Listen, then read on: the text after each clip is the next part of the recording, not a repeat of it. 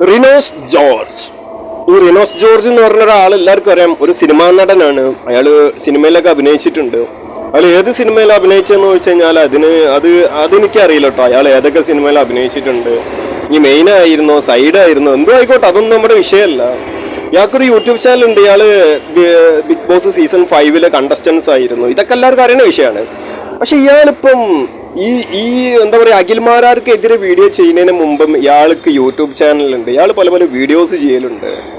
പക്ഷെ ഇങ്ങനെ ആ ബിഗ് ബോസിൽ ഞാൻ കണ്ടിട്ടില്ല. കഴിഞ്ഞ സീസണൊന്നും ഞാൻ കണ്ടിട്ടില്ല. ഉള്ള പറയുന്നത് എന്താണ്, ഇങ്ങനെ ഒരു സംഭവം, ഒരു സാധനം അല്ലെങ്കിൽ ഇങ്ങനെ ഒരു വ്യക്തി ഉണ്ട് എന്നുള്ളത് ഞാൻ അറിയണത് ഈ അഖിൽമാരാർക്കെതിരെയുള്ള വീഡിയോസ്. അങ്ങനെ അതെന്താ പറയുക, വെറുതെ എന്തൊക്കെയോ പല പല ഈണത്തിലും ആംഗ്യം കാണിച്ച് കരയാന്നൊക്കെ പറയൂലേ, ആ രീതിയിൽ ഒന്ന് കരയുന്ന ഒരു റിനോഷനാണ് ഞാൻ കണ്ടിട്ടുള്ളത്.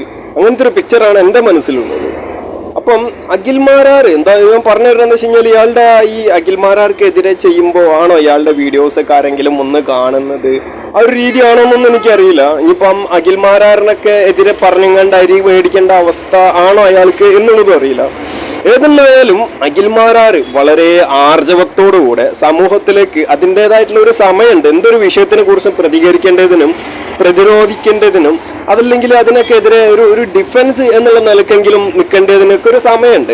അതിന്റെ കറക്റ്റ് ആയിട്ടുള്ള സമയം എന്ന് ഞാൻ പറഞ്ഞില്ല. കുറച്ച് വൈകി പോയിട്ടുണ്ടെങ്കിൽ കൂടെ അഖിൽമാരാർ പറഞ്ഞിട്ടുള്ള ഒരു കാര്യം വളരെ തണ്ടുള്ളൊരു കാര്യമാണ്. അതിൽ കാമ്പും കയമ്പും ഒക്കെ ഉണ്ട്. അഖിൽമാരാർ എന്താണ് പറഞ്ഞത്, അതിനെതിരെയാണോ അതല്ലെങ്കിൽ ഈ ചങ്ങാതി എന്തൊക്കെയോ പറഞ്ഞ് നിരാശപ്പെട്ട് കരയുന്നതാണോ എനിക്ക് മനസ്സിലാവുന്നില്ല. ഈ റിനോസ് ജോർജ് എന്ന് പറഞ്ഞിട്ടുള്ള ഒരാൾ, അയാൾക്ക് എന്തോ നിരാശയാണോ ഈ കരച്ചിലിന്റെ അർത്ഥം എന്നുള്ളത് എനിക്ക് മനസ്സിലാവുന്നില്ല.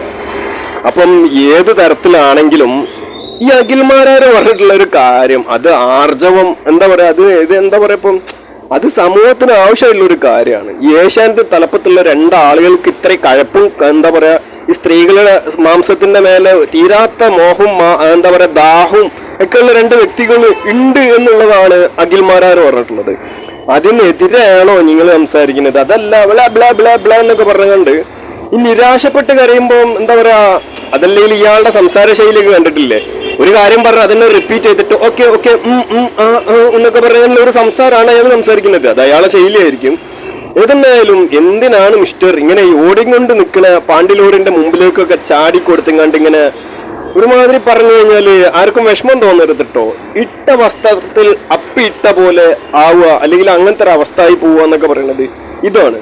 സത്യത്തിൽ എനിക്ക് മനസ്സിലാവുന്നില്ല ഈ ചങ്ങാതി ഇപ്പൊ എന്തിനു വേണ്ടിയാണ് ഈ കരയുന്നതെന്നുള്ളത്.